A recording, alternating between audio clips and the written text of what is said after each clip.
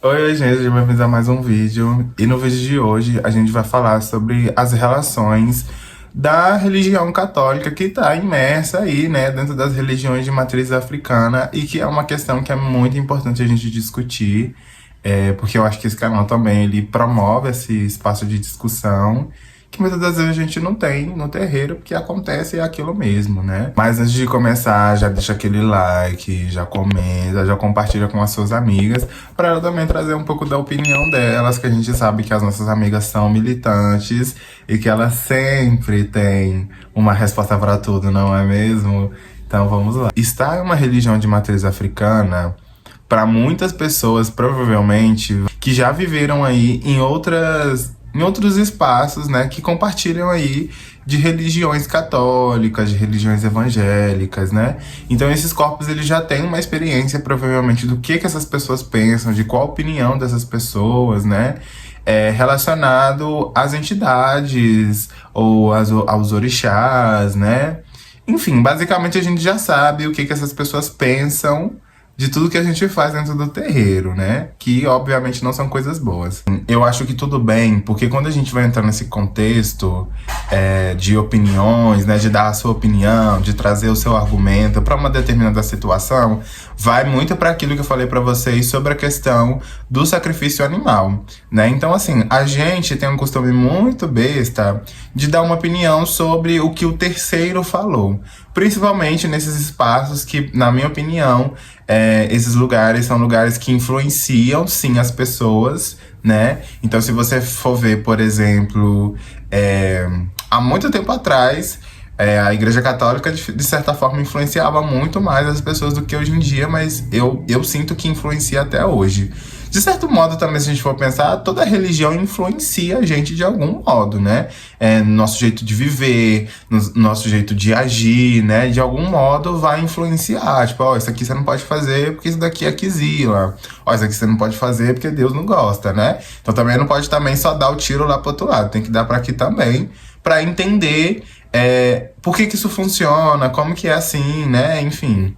Bom, e pensando nesse contexto, eu acho que é muito importante a gente falar sobre como que esse tipo, né, de essas tradições católicas foram parar dentro desses terreiros, né, e como que essas pessoas se posicionam a partir disso, né, porque estar num candomblé ou estar na Umbanda também é um ato político, né, porque as pessoas que estavam em espaços maioritários, né, vão tentar fazer com que essas religiões fossem exterminadas. Se a gente for pensar isso aí lá em 1888, ou antes disso, né, quando começa a ter o comecinho mesmo, né, dessas religiões, as pessoas ali que mandavam, né, que tinham essa ferramenta de comando, né, de determinar o que é certo ou o que é errado, que também está alinhada ao que a igreja fazia, né, que é o falar o que é certo ou o que é o errado, tá muito ligado a isso, ao extermínio dessas religiões. Então, essa religião vai fazer com que outras religiões sejam entendidas como erradas, ou que não poderiam existir, né? Então, durante muito tempo, as pessoas estavam ali tocando atabaque, chegava ali vários caras, né? Vários barões, quebravam tudo, né? Então, assim, existiram, né, vários processos e várias leis para que houvesse um extermínio dessas religiões. Então você está imerso nessas religiões também é um ato político, né? Porque você, de certa forma, popula aquilo, você movimenta aquilo e não deixa com que aquilo morre. Por isso que também é importante existir uma hierarquia no sentido de que o Abian, ele também um dia vai ser um Ebome, né? E o Ebome um dia já foi um Abian. E vai sendo como se fosse um círculo. Então não pode parar, né? Que é isso que às vezes muitas pessoas esquecem. Mas enfim, né? O Abian, ele tá chegando ali, ele vai ser um Iaô, depois ele vai pagando suas obrigações, vira um Ebome, depois eu já não sei, mas enfim. Existe ali uma linha, né? Que vai sendo movimentada. Bom, e quando a gente vai falar sobre esse contexto dessas pessoas que migram para outras religiões, né? Quando você nasce ali num contexto católico ou até mesmo evangélico, você vai para outros espaços, o seu principal desejo é não ver nenhum tipo, né, de coisas ligadas a esse tipo de culto, né? Algumas pessoas sim têm esse desejo, né? Já conheci algumas pessoas que saem, que gostam mesmo, Mas o meu estranhamento foi quando eu cheguei no terreiro de Umbanda, as pessoas estavam rezando Pai Nosso, Ave Maria. Eu falei, gente, o que é isso? É uma igreja de novo? Me trouxeram numa igreja, né? E eu, gente, de certo modo, eu sempre fui muito revoltado nesse sentido, porque eu nunca gostei, assim. Eu sempre me senti obrigado a ir, principalmente a minha catequese. Eu sempre me senti muito obrigado. Tem que ir, tem que fazer, e você tem que terminar.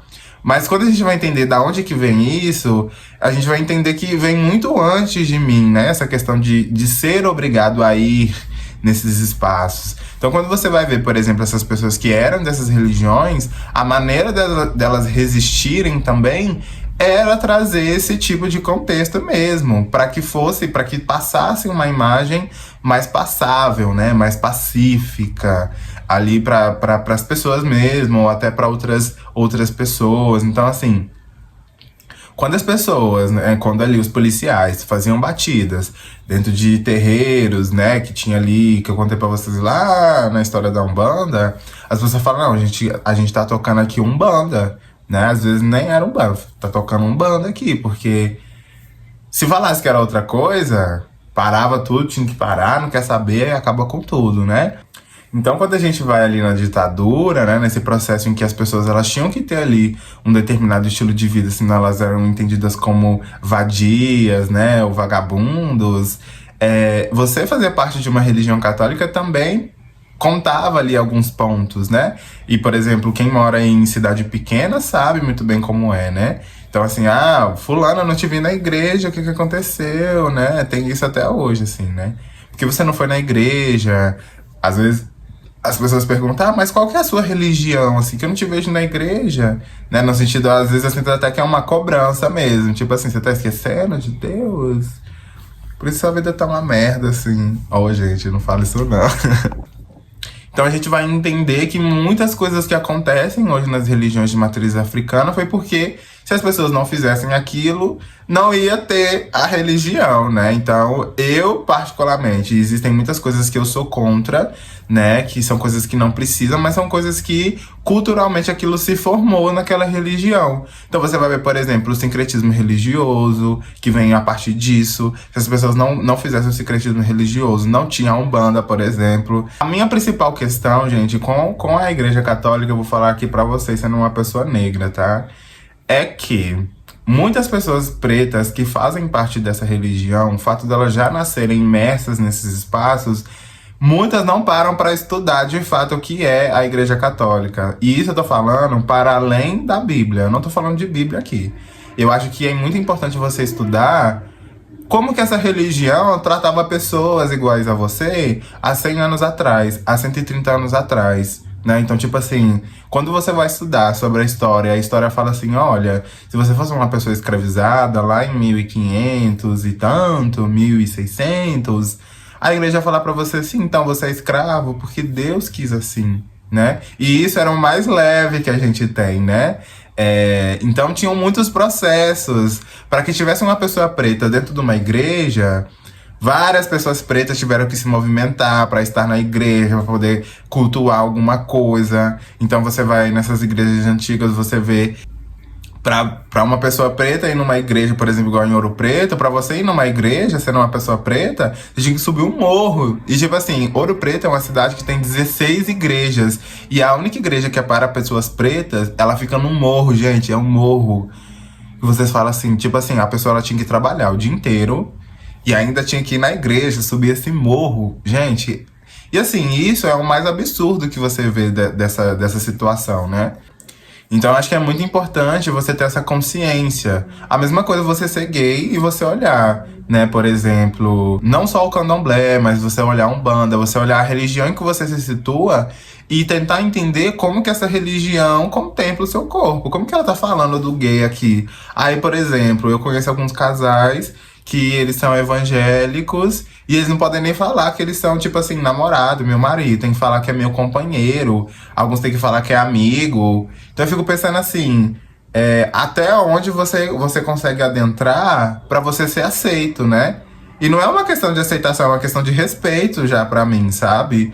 Então acho que é entender, você está nesse lugar, você tem a consciência de que isso aconteceu, eu entendo que você tem a sua fé e eu respeito isso, mas você tem que saber que isso aconteceu e perceber se isso realmente pra você é válido, né? Porque aí era o quê?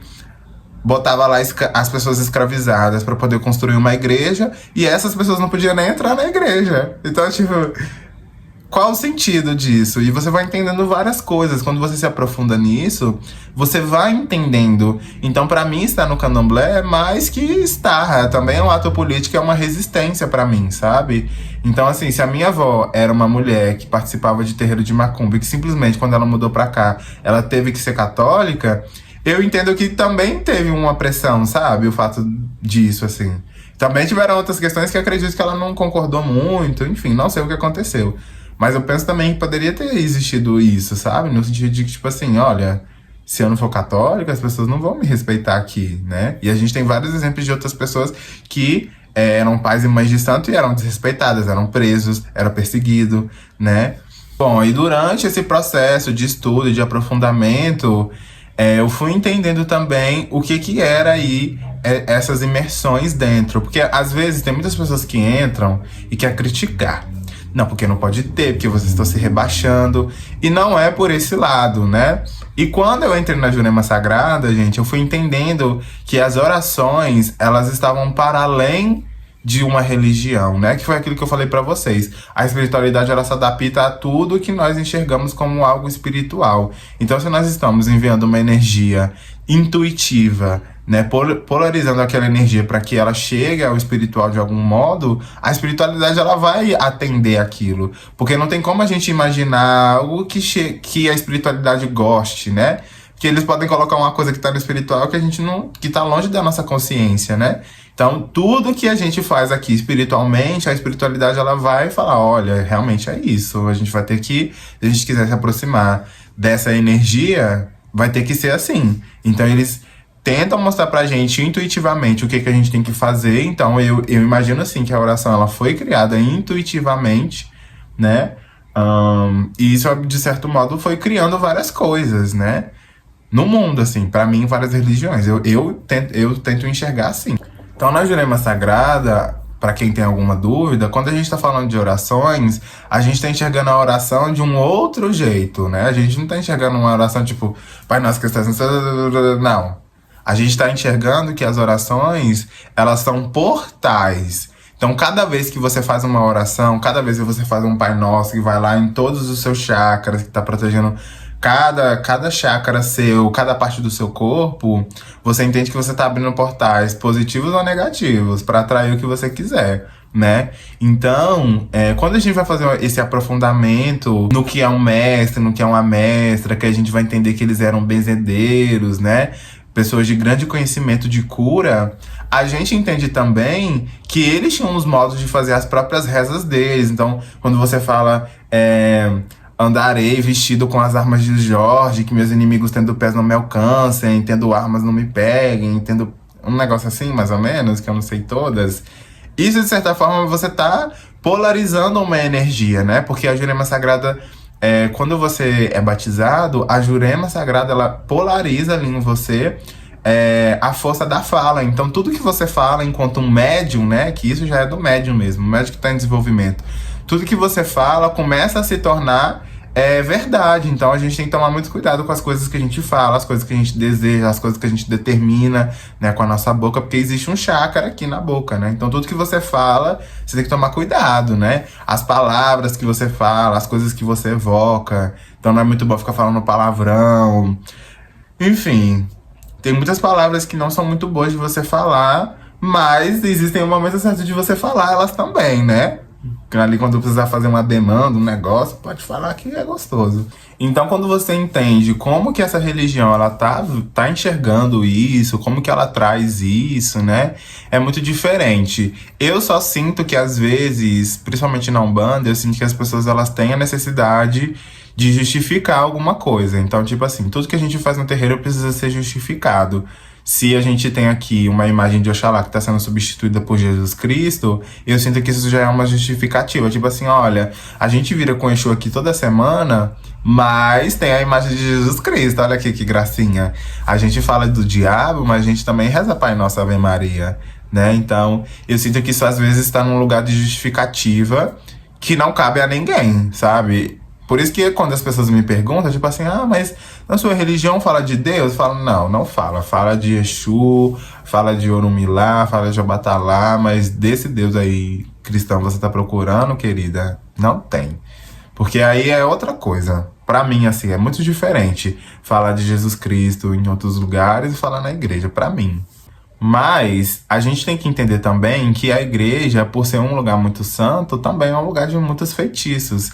Então, além da reza, né, eu conheço vários feitiços, gente, que faz na igreja mesmo, que você faz só com a fala, né?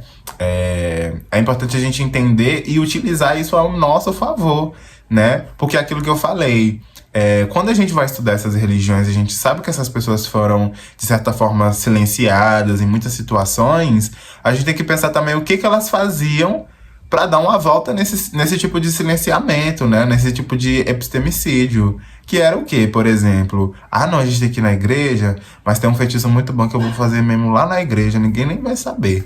Porque tem muitos feitiços que as pessoas faziam na igreja mesmo, que o povo ia lá, menina, você nem sabe. Então, assim, não vejo a igreja como um inimigo seu, entendeu? Alice a ele, ao seu inimigo, se você acha que ele é seu inimigo, entendeu? Porque tem umas rezas, gente, que você, igual rezar o Pai Nosso, não posso falar, mas tem umas rezas que você faz, querida, é pior do que feitiço. Você não precisa nem acender vela. Umas rezas que você fala assim, ó, o que mandou pra mim vai voltar no momento atual, porque quero ver. Então, assim, se você quer ser um bom médium, se você quer ser um bom bruxo, alice ao que o universo está trazendo a você, entendeu? Eu amo bruxaria, amo magias. Então, por muito tempo eu não gostava mesmo. Hoje em dia, gente, todo mundo lá rezando o Pai Nosso. Eu, Pai Nosso, que está dizendo assim, ai meu Deus, que vagabunda essa mulher. Esse foi mais um vídeo, espero que vocês tenham gostado. Eu trouxe mais esse vídeo pra falar também sobre essa questão da Jurema, porque teve uma coisa que meu pai de santo falou, que foi muito importante, que ele fala assim, vocês não são católicos, vocês têm essa opção de vocês não serem católicos, mas o mestre de vocês é. Então vocês têm que estudar as rezas, vocês têm que procurar saber desses portais, como que você vai abrir esses portais, né? Então você tem que saber as rezas. Não é só Pai Nosso, Ave Maria, né? Tem Salve Rainha, Santo Anjo do Senhor, tem essa de Ogum que é fortíssima, babado. Tem uma de São Benedito, que é pra quando as pessoas estão ali precisando de alguma coisa, né? Principalmente de comida. Enfim, tem várias rezas, babadeira. Eu, agora, vou começar a fazer feitiço com reza, entendeu? Vocês vão ver. Pois é, esse foi mais um vídeo, espero que vocês tenham gostado e tchau, tchau.